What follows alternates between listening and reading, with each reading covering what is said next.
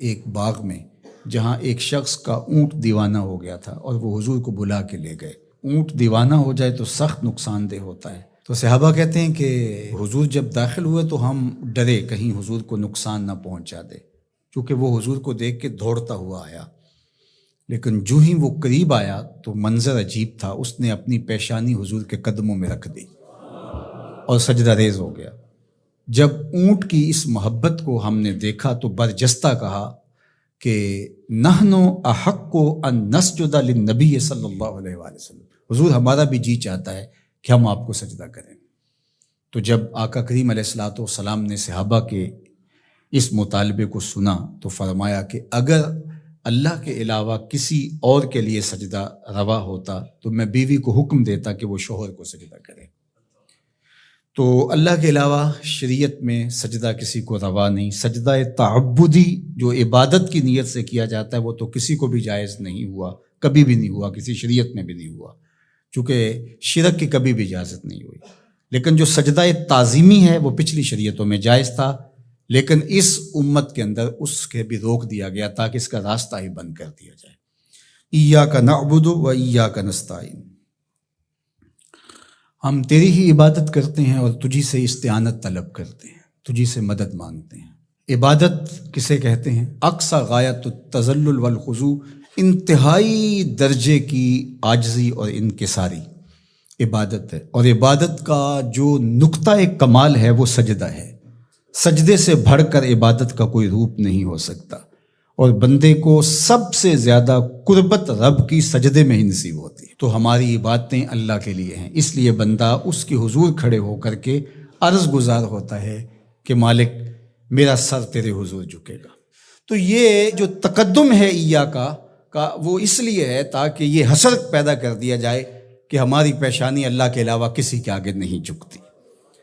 اچھا، اب یہاں ایاک اعبد بھی تو ہو سکتا تھا، لیکن نعبد ہے، اس لیے کہ بندے کو یہ سکھایا گیا کہ اپنی عبادت پہ ناز نہ کرنا، اپنی عبادت کو صالحین کی عبادت کے ساتھ جوڑ کے پیش کر، کہ مالک جس طرح تیرے بندوں کے سر تیرے حضور جھکے ہوئے ہیں، میرا سر بھی ان کے ساتھ تیرے حضور جھکا ہوا ہے، ان کی عبادت قبول کرے گا تو ٹوٹی پھوٹی شکستہ عبادت میری بھی قبول فرما لینا۔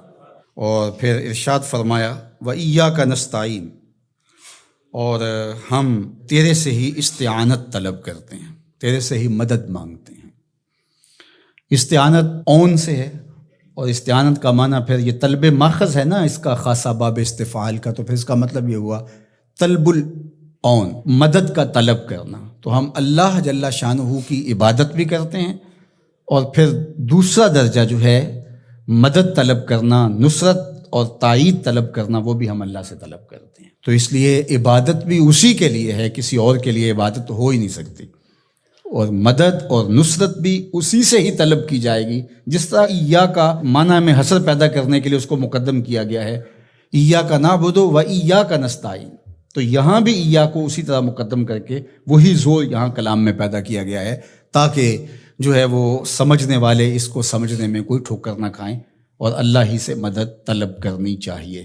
باقی مجازن اگر کسی سے آپ طلب کرتے ہیں مدد، تو آپ کے اعتقاد میں یہی ہوتا ہے کہ وہ اللہ کی دی ہوئی توفیق سے میری یہ مدد کر سکتا ہے۔ اگر ایسا ہو تو وہ اس کے زمرے میں نہیں آئے گی۔ ڈاکٹر سے دوا لینے جاتے ہیں تو شفا تو من جانب اللہ ہوتی ہے۔ یہاں آج کل جو ہے وہ نور بٹ رہا ہے، تو یہ کہا جائے کہ انہوں نے مجھے نور دے دیا، تو نور تو اللہ ہی دینے والا ہے، لیکن یہاں مجازی معنی ہوگا۔ تو اسی طرح صالحین سے، نیکوکاروں سے روحانی معاملات کے اندر جو استعانت طلب کی جاتی ہے تو وہ اسی معنی میں ہے۔ حقیقی معنی کے اندر جو ہے وہ استعانت اللہ تعالیٰ جل شانہ کی ہے۔ باقی رہی بات عبادت کی، تو عبادت تو کسی کی مجازن بھی نہیں ہو سکتی اور حقیقتاً بھی نہیں ہو سکتی سوائے اللہ کے۔